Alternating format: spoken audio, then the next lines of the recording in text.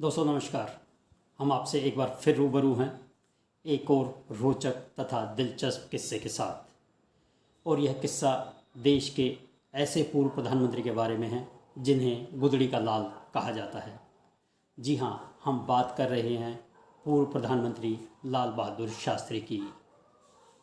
आप जानते हैं कि इन दिनों नए कृषि कानूनों को लेकर चलाए जा रहे किसान आंदोलन का मुद्दा देश भर में सुर्खियों में छाया हुआ है और इसमें फसलों के एमएसपी यानी न्यूनतम समर्थन मूल्य को लेकर किसानों तथा सरकार के बीच संग्राम छिड़ा हुआ है। अब आप कहेंगे कि बात तो शास्त्री जी की हो रही थी और अचानक ये एमएसपी का मुद्दा बीच में कहाँ से आ गया। तो इसमें हैरानी की कोई बात नहीं है, क्योंकि शास्त्री जी और एमएसपी का आपस में बहुत गहरा नाता है। या सीधे शब्दों में ये कहें कि शास्त्री जी ने ही किसानों को एमएसपी की सौगात दी थी और उनके प्रधानमंत्री रहते हुए ही किसानों को सबसे पहले उनकी फसल के लिए एमएसपी देने की व्यवस्था शुरू की गई थी।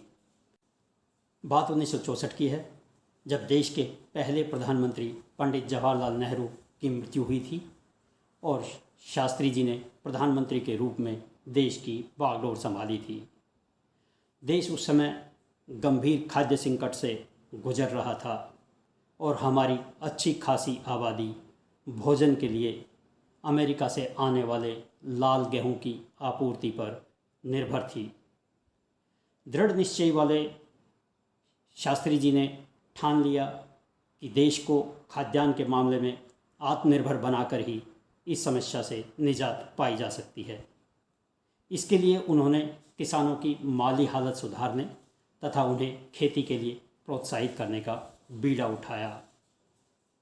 शास्त्री जी का कहना था कि किसानों को उनकी फसल का इतना मूल्य जरूर मिलना चाहिए जिससे उन्हें मुनाफा भले ही ना हो लेकिन नुकसान बिल्कुल भी नहीं होना चाहिए। इसके उपाय सुझाने के लिए उन्होंने एक समिति का गठन किया।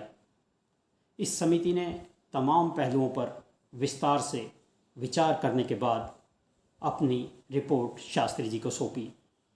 इस रिपोर्ट में समिति ने किसानों को उनकी फसल के लिए न्यूनतम समर्थन मूल्य यानी एमएसपी देने की सिफारिश की थी।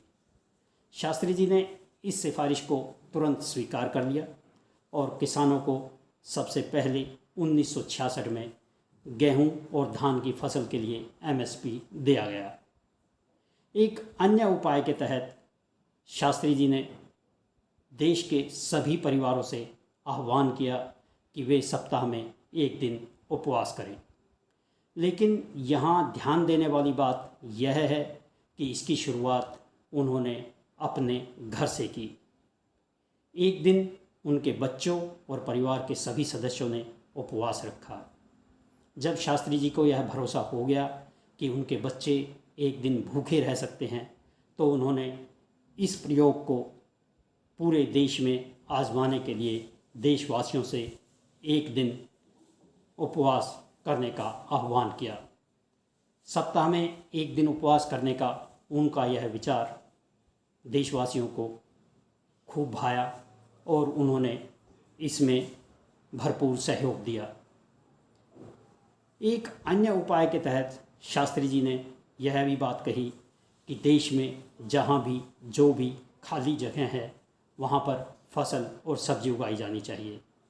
इसकी शुरुआत भी उन्होंने प्रधानमंत्री निवास पर अपने बंगले के लॉन में खुद हल चलाकर की और उन्होंने वहाँ पर फसल बोई।